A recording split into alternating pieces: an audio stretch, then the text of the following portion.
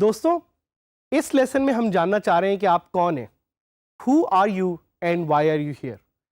आप लोगों को सुन के ये हैरानी होगी कि ये क्वेश्चन आज भी मेरे पेरेंट्स मुझसे पूछते हैं कि बेटा हो कौन और करते क्या हो। ख़ास तौर पे आईटी की दुनिया में जिधर रोज़ एक नई चीज़, एक नई टेक्नोलॉजी, एक नई मेथडोलॉजी आ रही है, लोग आपसे कॉन्स्टेंटली पूछेंगे कि आप हैं कौन और आप क्या करते हैं और आप किस तरह की सर्विसेज प्रोवाइड करते हैं। और ये क्वेश्चन आपसे ना सिर्फ आपके लर्निंग जर्नी के स्टार्ट में पूछा जाएगा बल्कि आपसे बाद में भी पूछा जाएगा as you go on and progress in life.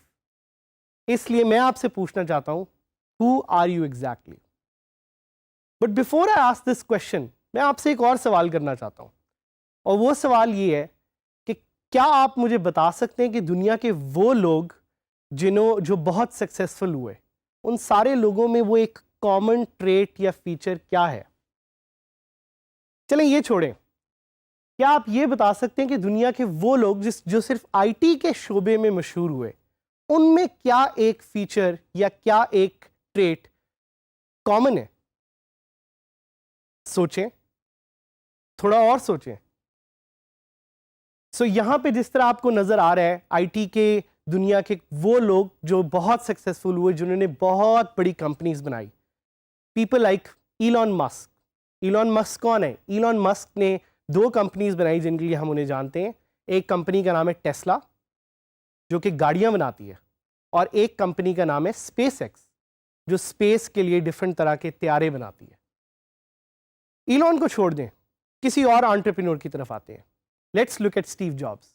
कौन है Steve Jobs? Steve Jobs invented something that we know as iPhone, और आईफोन ने पूरी दुनिया में एक तहलका मचा दिया। ये वो कुछ आईटी के बादशाह हैं जिन्होंने पूरी दुनिया को रेवोल्यूशनाइज कर दिया। But let's look at some of the other names. Jeff Bezos, इन्होंने अमेजॉन बनाया। जैक मा, इन्होंने अली बाबा बनाया। Both these companies are more than $500 billion companies working in e-commerce. Let's look at some other names. Mark Zuckerberg. कितने लोगों ने यहाँ पे mark Zuckerberg का नाम सुना हुआ है? What is that one product that you use that Mark created? It's Facebook. So question वही है कि क्या वो एक ऐसी चीज है जो इन सब लोगों में कॉमन है? क्या ये एक तरह के कपड़े पहनते हैं?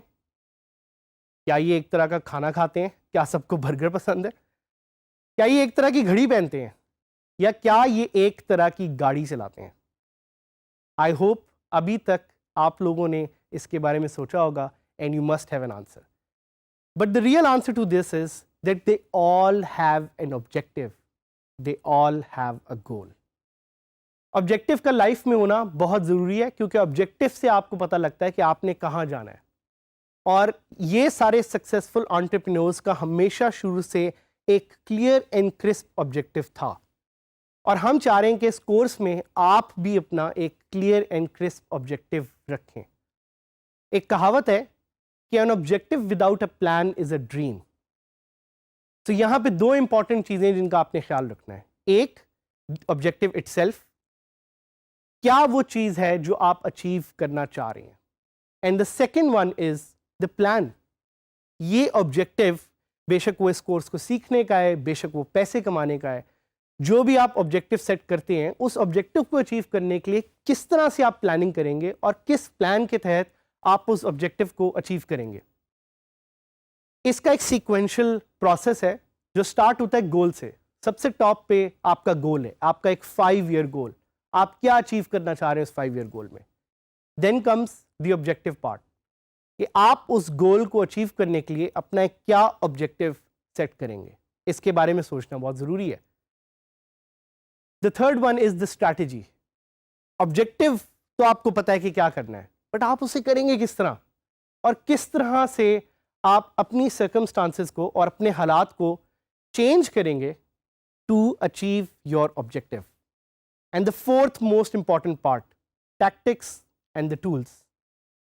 So these tactics and tools are the functional components that you will use to achieve your objective. और ये sequential process जो आपको नजर आ रहा है, this will help you become a successful entrepreneur or a successful freelancer.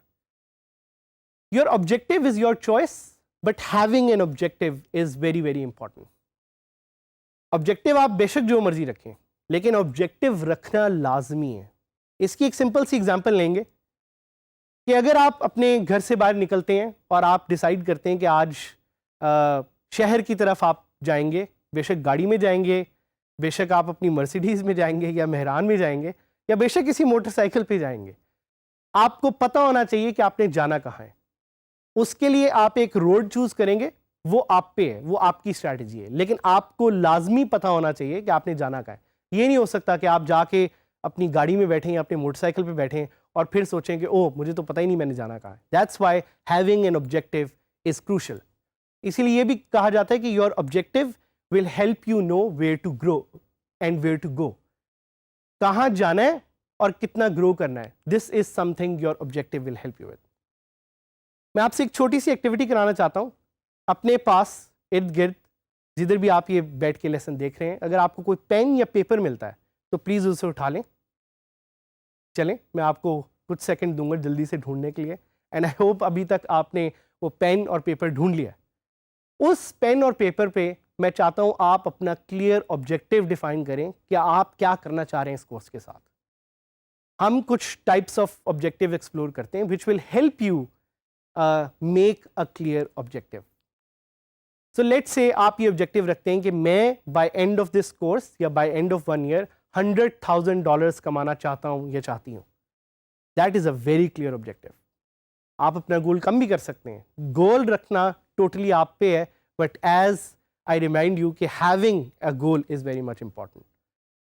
या आप कह सकते हैं कि my objective is to learn WordPress skills. हो सकता है आपका ऑब्जेक्टिव पैसों से रिलेटेड ना हो, लेकिन आपका ऑब्जेक्टिव हो स्किल से रिलेटेड, ये भी एक अच्छा ऑब्जेक्टिव है। आप ये कह सकते हैं कि my objective is to create an e commerce website of my shop. हो सकता है आप कोई शॉप ओन करते हैं जिसकी आप एक ऑनलाइन ई कॉमर्स वेबसाइट बनाना चाह रहे हैं यूजिंग वर्डप्रेस, ये भी एक अच्छा ऑब्जेक्टिव है। Having an objective is very important, but before you set your objective, know your self.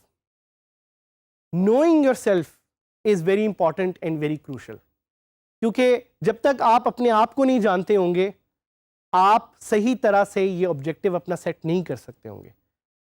अल्लामा इकबाल हमारे शायर, उन्होंने क्या खूब कहा कि खुद ही को कर बुलंद इतना कि हर तकदीर से पहले खुदा बंदे से पूछे बता तेरी रजा क्या है। इस कॉन्सेप्ट में भी अल्लामा इकबाल हमें कह रहे हैं कि खुद ही को एक्सप्लोर करो, देखो तुम कहाँ जाना चाह रहे हो। अगर आपका ऑब्जेक्टिव क्लियर होगा तो आप एक अच्छे सफ़र की तरफ निकल सकेंगे and you will be able to be successful.